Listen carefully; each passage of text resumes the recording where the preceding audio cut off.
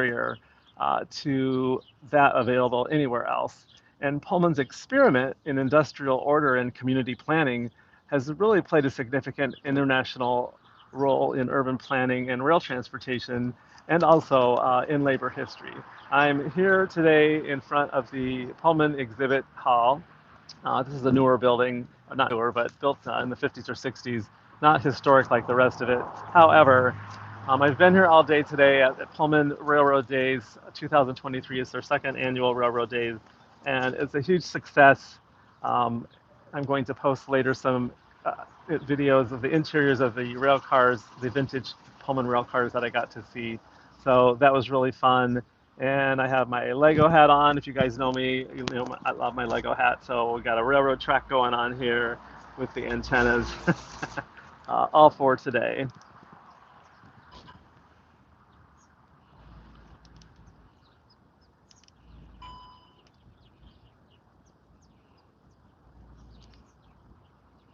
Something's happening with the gimbal.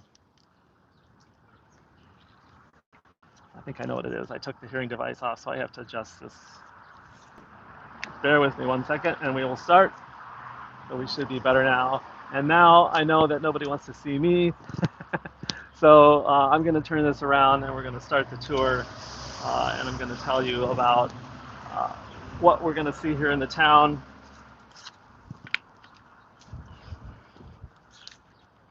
And the first thing that I'm going to show you is the stables. I'm going to walk across the street here, and I'm actually going to, I have this cane. No, I'm going to take it with me. I'm having hip surgery in a couple of weeks, so I have a cane with me, but I'm feeling really good today, so I'm just going to put the cane underneath the arm here and use it if I need it. But these are the stables to Pullman. So all of this whole town was built in 1881, designed by Solon Beeman, who was George Pullman's architect of choice. And he did an amazing amount of work, very prolific. He designed all of these buildings that I'm going to show you on this walk today, including the factory and all of the housing, which is over 1,000 houses.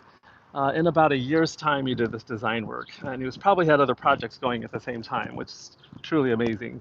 But these are the stables, and the buildings here was like a commercial livery stable with horses and carriages for rentals.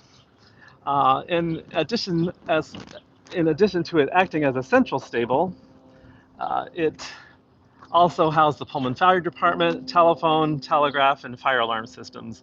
And the firemen stayed on the second floor as usual, and the local funeral director stored the horse-drawn hearse and other special carriages here.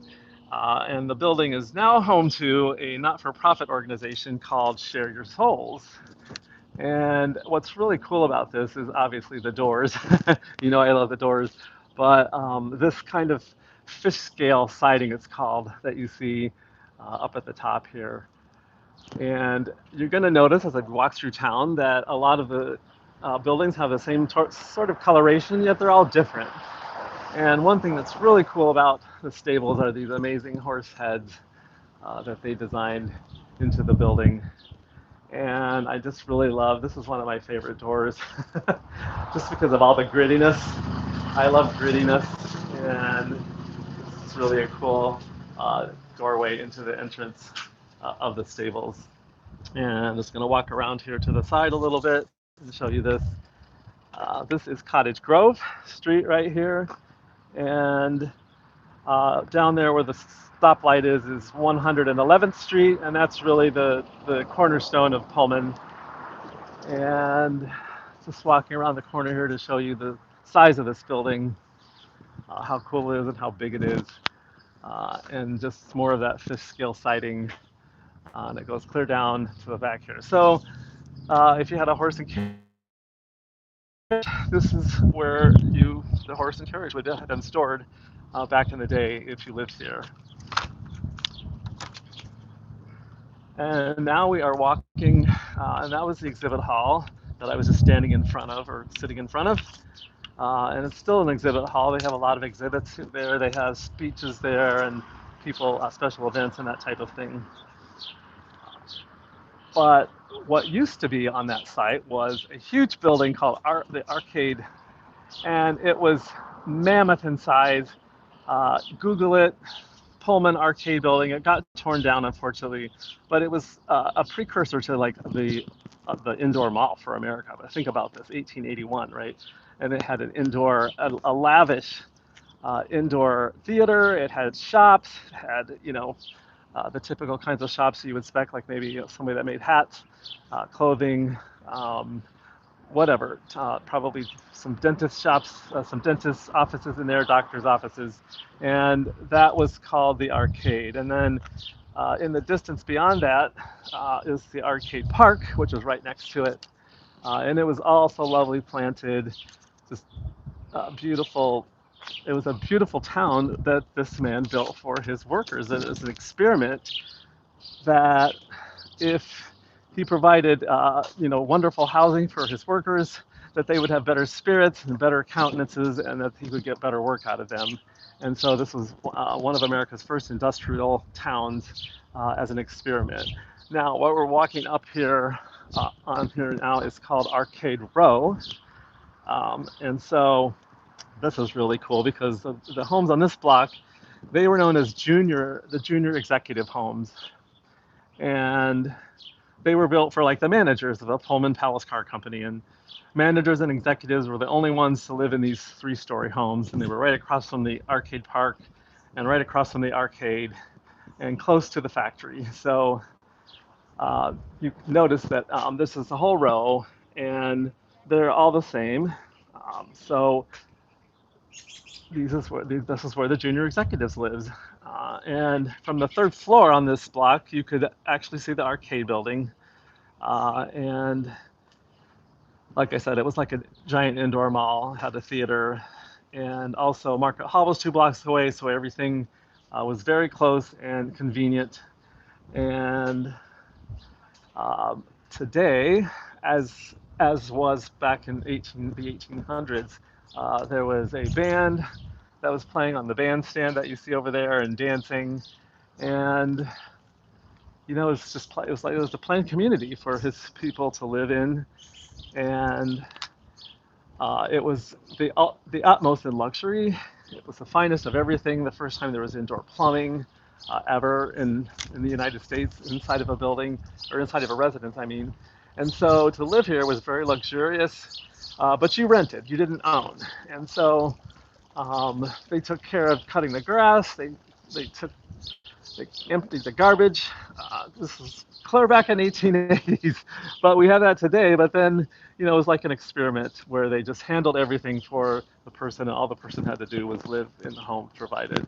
But you can see a lot of the fifth scaling here, and it's just beautiful kind of orange brick, sort of a rusty red color trim, and this beautiful green that you're going to see throughout the entire town as we walk through. And what we're approaching up here on the corner is the Greenstone Methodist Church, and he also built a church for his people to worship in. This is an amazing church because it's built out of greenstone or serpentine stone. And there's not a lot of buildings in Chicago that are done in serpentine greenstone, only because it's a very porous stone, and it just does not withstand the Chicago winters. So therefore, as you can see right now, the United Methodist Church is having a restoration project, and there's netting all around that greenstone, which I wish wasn't there right now because it's so gorgeous. We can see some up from the side when we walk down, but check out how high the steeple is. It was just incredible, and the roofing material on the steeple is slate stone. So during their October house tour, which is the oldest running house tour in Chicago, and this is its 50th year, the church is also open. You can go inside. It's amazing. But look at this beautiful rose window. And there you can see a lot of the greenstone without the netting on it. And you can see the kind of disrepair that it's in. And so what happened was architects started going to then, trying to keep the camera above the fence here so you can see, the architects started to use Indiana limestone after a while because it was a lot stronger of a stone and could withstand the winters and it didn't deteriorate like this greenstone did. But so there's not a lot of greenstone. There is some in Wicker Park. There's some in the Gold Coast, and this is probably the most evident piece of serpentine stone in the structure. And I'm just going to walk up here and just show you like some of these gargoyles. Amazing. And you can see the greenstone beyond that, and then the steeple rising up so high from here.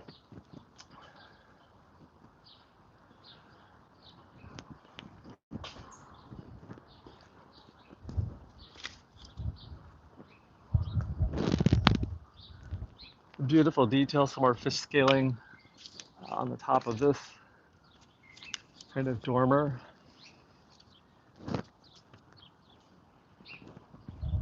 And then now we're walking down the street. And so what happened was, the further you lived away from the factory, the lesser your job was in the factory, and also the lesser rent you paid. So these are homes that are probably were a little more expensive, maybe for mid-level factory workers. So we have both sides of the street here. But you can start to see that the architecture is very similar, yet each unit has its own kind of unique qualities to it.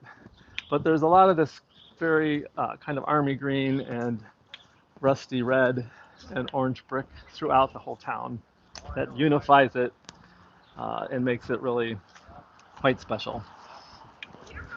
You have some front porches. And then one thing you're going to notice as we walk through town too is some really heavy, a lot of brick arches over the windows with big lintels, which is the piece that goes over the door and window. And they're in contrasting colors. We don't see any on this street, but I'll point them out on the next street. But they look like eyebrows, so we call them eyebrow lintels. And pointing across the street here, a really interesting unit that, again, is similar, yet has its own unique qualities to it. I'll get out of the sun here, and then you can see that. Isn't that cool? But that's likely been painted recently. But if you live here and you want to change anything about your place on the exterior that faces the street, you're going to have to go through a historic committee and get those things approved. So that's the way that works. It's a really very lovely, quiet community, and you can't find a place to buy here. They don't come on the market. What happens is if somebody wants to sell a place, they tell their neighbors, and they spread the word, and they find someone to buy the property, and they pick their neighbors. How cool is that? What we're looking at on the right here, this is likely a little store at one point, but this is the Pullman High School, and there was a boys' entrance and a girls' entrance. We're not going to go all the way over there, and I'm not going to go up and down every street, but I'm going to give you a taste and the flair for this. So the house has become a little bit smaller, and the rent lessens as you move away from the factory, which is the direction we're walking now, away from the factory.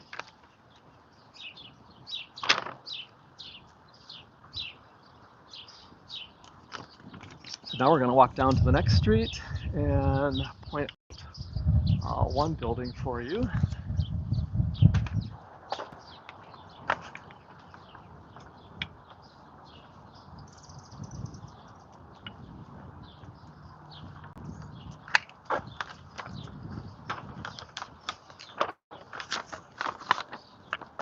So this is the Florence Loudon Miller Historic Pullman Center. And it's a three-story building. It was originally made up of three small apartments, and it was known as Block House R. In 1907, this structure was converted to a Masonic lodge with a large two-story meeting space, and in 1973, the historic Pullman Foundation acquired it for use as a visitor and community center. The facade and interior has undergone substantial restoration and rehabilitation. And it was renamed the Florence Loudon Miller Building.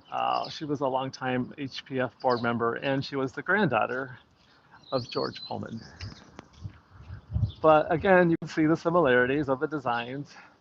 Again, all designed by Salon Beeman.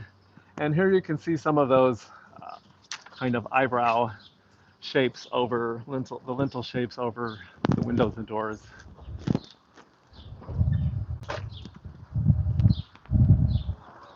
And so we're coming up to Champlain Avenue.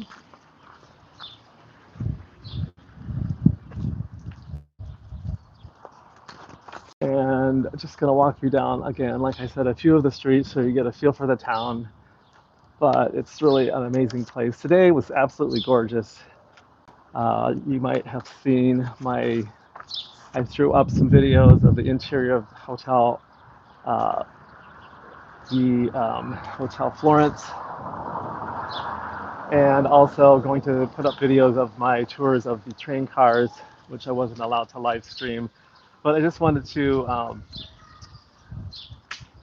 point out this because this block is called Honeymoon Row, and they named it that because there were a lot of newlyweds that lived in these apartments.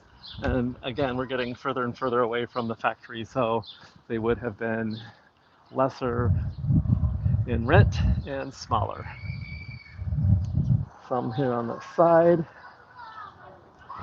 Look at even the downspouts, the way they designed the downspouts to split on either side of that brick vertical piece there. And then these are this very steeply pitched roof. It's called a mansard roof. It's very French in its design. And you see a lot of roofs like that in central Paris. These could be called slightly Second Empire cottages. And that style was named Second Empire for the second emperor of France, Napoleon III. And he hired a man named Baron Haussmann to redesign all of Paris. And Paris looks like it does because of those two gentlemen, and a lot of mansard roofs in Paris. And that's a steeply pitched roof, just almost vertical, with dormers piercing out. And it became such a huge style, it had such huge influence that it spanned the globe. And in just a matter of a few years, everyone was building in the Second Empire style. So we're walking down Honeymoon Row here. We're going to go one more block, and then we're going to walk back the other direction. So I want to show you the way some of these houses are designed as we get further away from the factory. It's a super cool design. And just to think that Salon Beeman was about 26 years old when he designed all of this. And his father was an architect in New York City, so he picked the trade up from his father. Obviously, probably learned it from him. And at 26 years old, was brought into fame by Mr. George Pullman.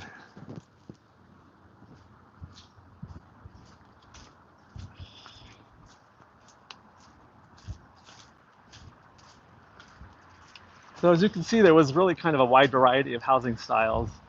There's some single-family row house cottages, apartment buildings. So there's 2 flats. There's one building that's a 24-flat building, and they were all constructed of brick, and they all had indoor plumbing, like I said. And also, they were landscaped with trees. They put the grass in, the flowers, and it was all maintained by the company. And the rent for the housing was an average of $4 per room per month, and it equaled on average about $14 a month. And these rents were fixed in 1881, and they never varied from the company from 1881 until 1907, when the Illinois Supreme Court ordered that the houses be sold by the Pullman Company, and the monthly rental amount was eventually used as the basis to calculate the selling price. So these are the ones I wanted to show you, which are really cool. So the designs of these are really interesting. And I love this one with the white brick, even though painted brick I know is a no-no. I love it when it gets painted and starts to peel off. So what happens here is you have this central door, right? And the central door goes into the first floor apartment. And then you have a door on the left and you have a door on the right. And when you enter those doors, you go up a stairway to the second floor apartment on the left and a stairway to the second floor apartment on the right. And I just think that that's a brilliant design. They have this kind of bay here with the doors, and you're likely looking at an original lighting fixture there. But that's the way the apartments all on the street are designed, as you can see as I pan through here. They have that kind of bay entrance with three doors.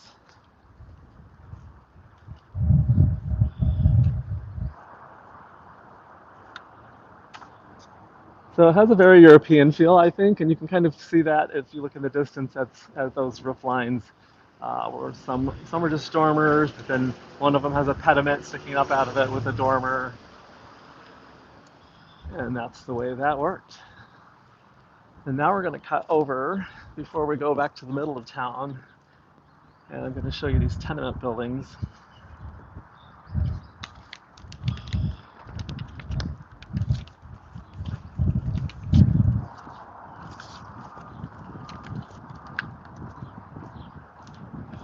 So these are actually called block houses.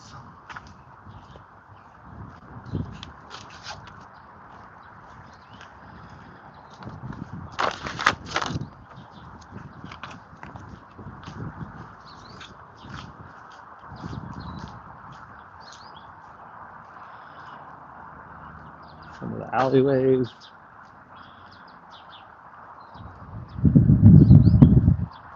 So Pullman is about a 30 or 35-minute drive to the south of Chicago, and it's south of Hyde Park. It's one of the southernmost parts of Chicago.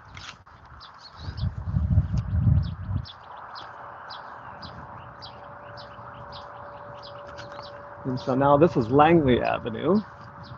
And again, we're at the south end, so no more houses.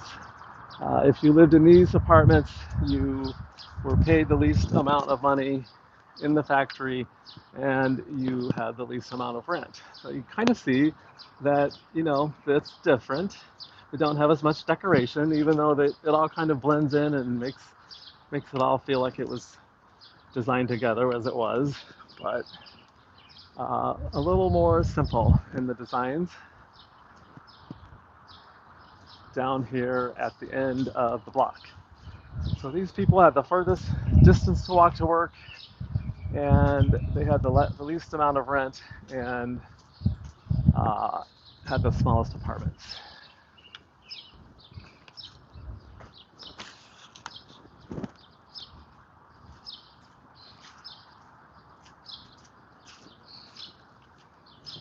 But can you believe that all of this was designed in 1 year by one person, one architect, and built? It was all built in about 1 or 2 or 3 years, also. And at the time, just because it had indoor plumbing and all these luxuries, it was just considered to be the place to be. And it was an amazing experiment. And if things hadn't gone bad with greediness and a depression, then it probably would have been very successful. But it exists to this day. At one point in the 60s, this whole town was going to be razed by a company and it was going to be made an industrial park.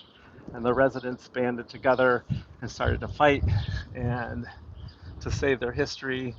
And they ended up winning. In 2015, President Obama declared it a national monument. And then, since then, the National Park Services has taken over, uh, and it is now a national historical park.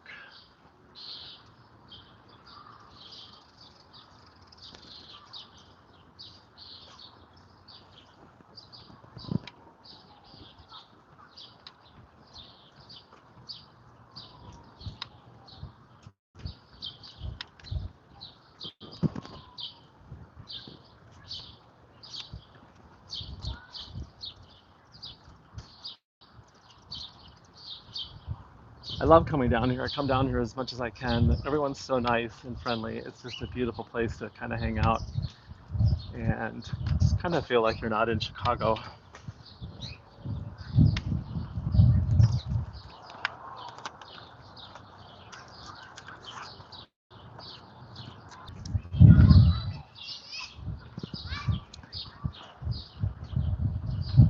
This is one of my favorite blocks coming up here, just because now we're starting to get a little more decoration, a little higher rent, and you can see these lovely eyebrow lintels above those doors and windows. So can you see how similar these were to the junior executive homes that we first started out looking at? Just smaller in scale and just not quite as much detail.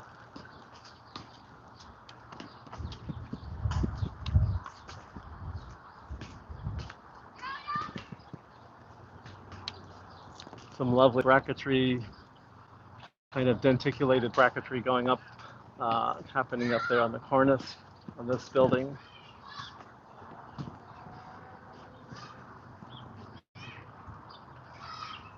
There's a park across the street.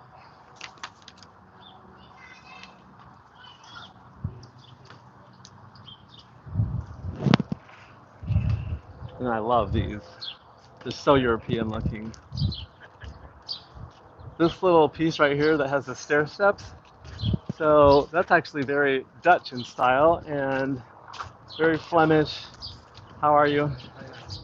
And it's also called a Corby step. And in the design of it is designed because there weren't tall ladders or cranes or anything like that back in the day. And the roofers and the chimney sweeps used to use those steps to have access to the roof.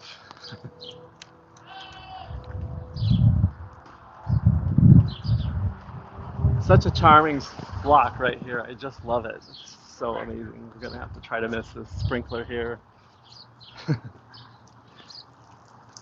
Let's go.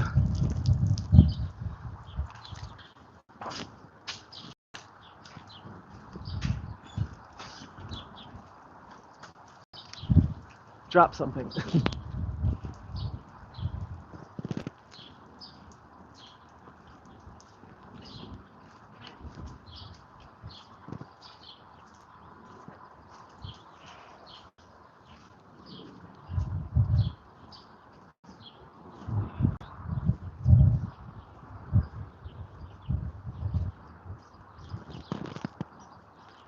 Another kind of repeated design to the building that we saw just in the last block. And then it's very similar. The buildings are actually very close in design. We have some denticulated curved bracketry going on at the cornice up here and a pediment with some fish scaling on the siding. There you can see it.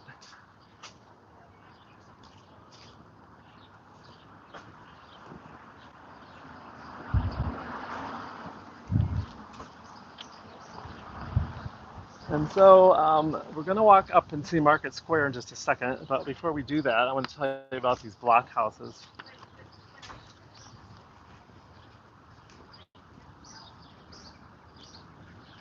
So these buildings that you're seeing up here on the right, uh, sorry, were completed also in 1881. And the end building that you see is original. The buildings that you see next to them are new, but they made them, designed them to blend in with these tenement or block house buildings. But they each had 12 three-room apartments, and they rented for about $12 a month. And then there's an additional block building B that's down the street at the other end. So this is block building A and block building B. And then located between these two remaining buildings, these existing buildings have been restored along with new infill construction on the site of Block House B. And this project that was built in between was recently completed, and it's been designed or designated as the Pullman Art Space Loft. And It's a live-work housing project consisting of 38 units, and it's for anyone who's an artist or has any type of artistic creativity in their business, but has trouble possibly maybe paying a higher rent someplace else. So it's very affordable rent for people of an artistic nature, and they're able to live in Pullman in this housing that's both old and new. But Blockhouse B here, Blockhouse A at the end, and then the art space uh, rental apartments in between.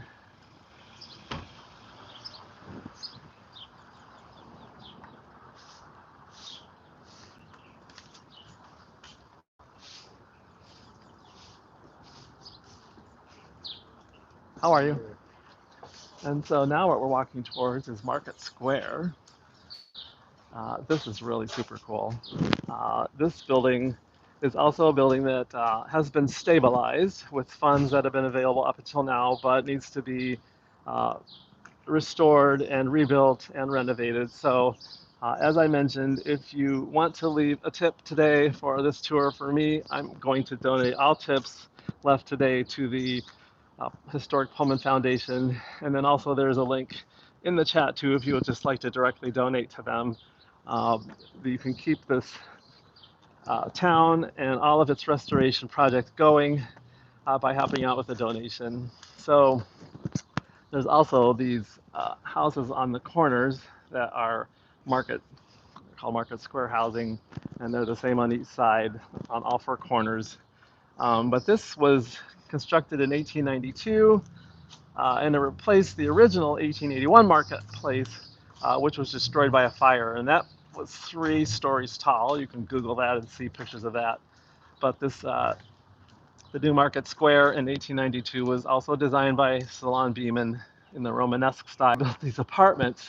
This is a square, and they built these curved apartments that go all the way around this market building. You can see one in the distance there, and then there's another one and another one. So there's one apartment on the first floor and 2 apartments on the second floor of each of these. And the market was actually used for a market. You bought food in there and all of that type of thing. But it's kind of they're right attached to the curved housing. And so the original market hall, like I said, was a 3-story structure. It had a full basement. The basement was used for storage, and it had an oven for the bakery. And the first floor had a series of stalls and hops that they rented out to private businesses. There was a butcher shop, a bakery, spaces for selling fresh produce and groceries, a pharmacy, like an ice cream. And they had a space could accommodate up to 600 people. And then the third floor had meeting rooms that were used by fraternal orders and religious denominations. So we're gonna walk over there, and I'll give you a little peek into what this looks like now. So like I said, it's been stabilized, but it needs to be rebuilt. And so there's different times where Pullman gets state funding for this type of thing, if it's available. I was just told there was a $21 million grant given for the further restorations of the hotel. And that's going to be really cool to see that happen too. But these are really, really fun curved apartments with archways. And the people that attended the fair, a lot of them stayed here in these apartments. And Pullman had a train that ran 16 times a day between Pullman and the fairgrounds.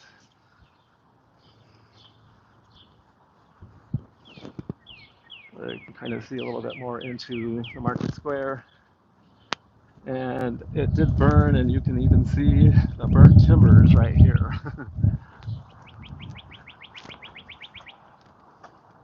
And also even into the basement.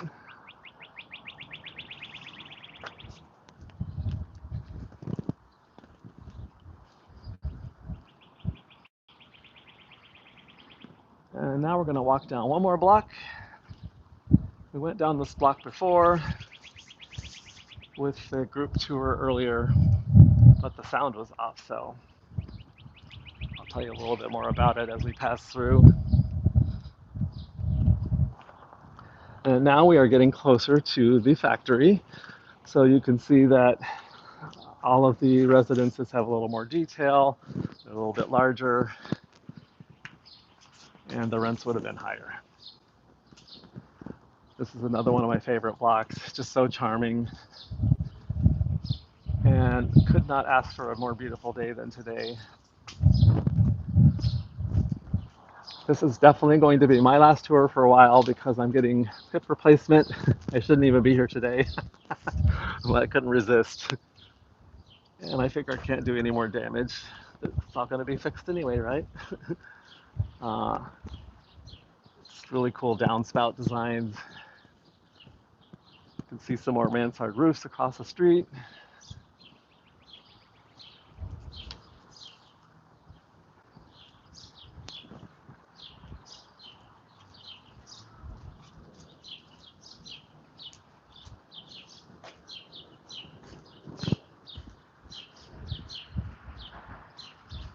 You can see here the use of the red clay brick in the front and then the Chicago Common brick on the side. That was done a lot in Chicago because the Chicago Common brick was less expensive, so they saved cost by putting it on the sides. This unit right here looks like I need the keys to this. Keys, please. I will restore that. I would love that. And also across the street here, this little red cottage is one of my favorites. It's completely different design. It's more like just cottage, but so cute. And the sign in the window says, "Eat local, honey."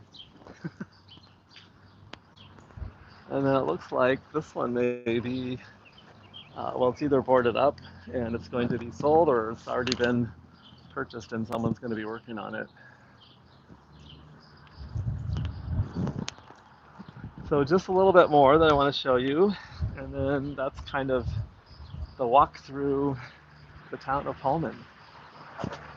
But we're coming up on here on the corner, as you can see right here, and then right here. These were the executive, this is executive row. There is the back end of the factory that you see in the distance there. We're at 111th Street, and apparently this used to be a doctor's office, and they would have surgery right there, recovery right there, and a lot of times if you sliced your finger almost off at the factory, they didn't have the same technologies that we have today, so they would just cut it off. So there were a lot of amputations that probably happened right there in that space. And so now you can see the back of the factory, and we're going to walk down 111th here and look at these amazing executive houses. So these were the top executives in the factory lived in these homes. And again, same style, same feeling, same coloration, but just bigger and more grand in scale. I love that kind of zigzag clay work in the panels and also in the brick down below the windows here. And the dormers.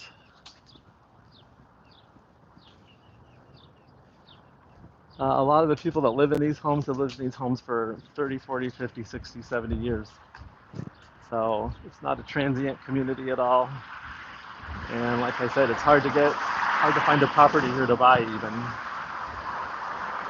And then this is another one of the executive homes. And this is the new Pullman Cafe.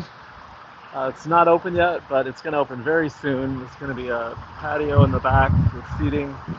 And this is where all of the tours, they give tours here a lot, walking tours of the town, and the tours will originate here. This has all been restored to almost its original form, and it's going to open up very soon. And we'll have coffee and tea and goodies and all of that type of thing. So another really cool project happening in Pullman. Pullman is just coming to life, even though it has been slowly for many years. Now it's happening quickly. So this is going to be called 1 Florence Boulevard. And it was once, it says, home to H. Sessions and family. It was called the Pullman Club. It was a VFW chapter, and several caterers and restaurants were here too. But it's going to feature a coffee and gift shop and be the welcome center, the Pullman House Project. Not the Pullman Cafe, sorry, the Pullman House Project. But amazing executive home. And then here we are back at Hotel Florence. This is the back end of the annex of the Florence. And I am actually going to cross the street and show you the factory. Because what tour of Pullman or a walk through town of Pullman would be complete without showing you the factory? So imagine women in their petticoats, men in their top hats, and workers, they even kind of dress up for work, coming down these residential streets every morning, walking through this gate to the factory, knowing that you had one of the best jobs probably in the United States, definitely in Chicago, and you worked for one of the best companies, and you had the most amazing amenities in your home. Indoor plumbing was it was a brand new thing, so pretty cool.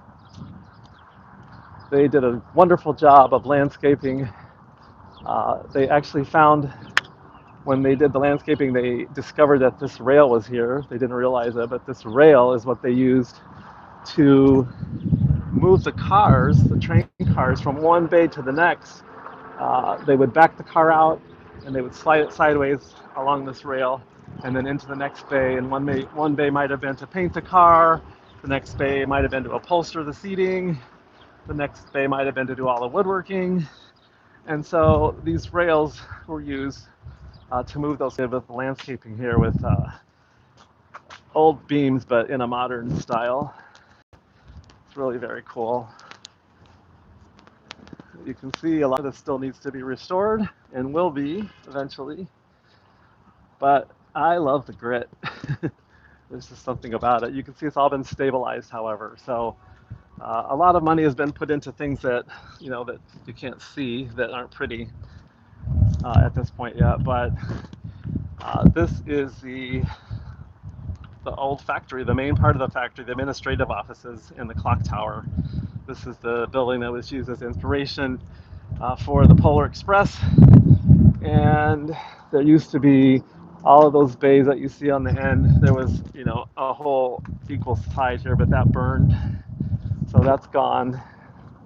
But there you can see the erecting bays in the distance there, where the cars would have been moved from one to the next, to the next, to the next, to the next, until they were finished. And we have this beautiful Pullman National Historical Park now in Chicago. We're so proud of it and so happy that this was not destroyed. Can you imagine if it would have been destroyed? And so the one last thing I want to do here is just walk to the front and show you the front of the building. And it's getting to be sunset time. So I have my drone in the car. I think I might go throw it up in the air and catch some of the sunset.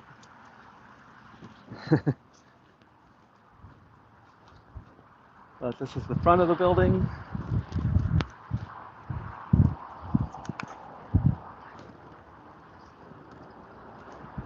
And you can see this from the train tracks when you're on the metro train. And you can see it for quite a distance from several places. There's a new sign that says Pullman that's lit. And then the clock tower. How cool is that? With a giant eagle on the top. And this is Pullman. And this is actually just the north side of Pullman. So there's a whole south side of Pullman. There's a whole north side, which we haven't even talked about yet, but I'll do another tour on that sometime soon. But What I'm standing in right now used to be a lake, and they had a giant coreless engine where it was powered by water that would turn, and these belts would turn, and that's how they created the electricity to run this whole plant. But special weekend, Railroad Days 2023 in Pullman, and like I said, I've been here all day, and it's been so fun. And I hope you guys enjoyed this tour. And like I said, if you're feeling generous, uh, leave a great tip, and I will forward it on to the Pullman Historical Foundation for you, or you can donate to them yourself with the link in the chat in the description. All right, off in the distance there is the Hotel Florence, and beyond that, where I started the tour, and then you can kind of see in the distance up above, kind of right where that big tree is, there's a train station, so that's where the vintage cars were parked. The vintage Pullman cars were parked that I toured this morning, and they put all of this, the new walks in, the new landscaping, and again, this is all run by the National Park Service, so when you come inside and visit the visitor centers, you can talk to park rangers, and that is Pullman. Another thing I want to just say as I walk here is when you go to my Buy Me a Coffee, if you go to that link, there's also a portion that's member sponsors, and I'm going to offer that for $20 a month if you want to sponsor me on an ongoing basis.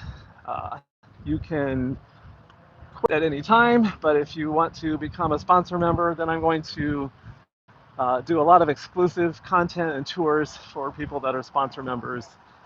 And for instance, the tours through the train cars today probably would have been one of those tours. So I'm going to throw it up for free. I don't mind giving things for free. But this is also, I'm pivoting my career, and this type of thing is going to be my full-time job now. And so I appreciate your support. I love you guys. I miss all the Hago people. And I'm hoping that you will jump over to YouTube and that we can figure out a place where we can all be together again. So this is the kind of the entrance to the whole Pullman experience when you get off of the train, right at 111th and Cottage Grove. And you can see this lovely new sign that talks about it being part of the National Park Service. Have a wonderful evening, everybody. And like I always say, I normally say I'll see you out on the trails, but today I say I'm going to see you out on the rails. All right, have a wonderful evening. Bye-bye.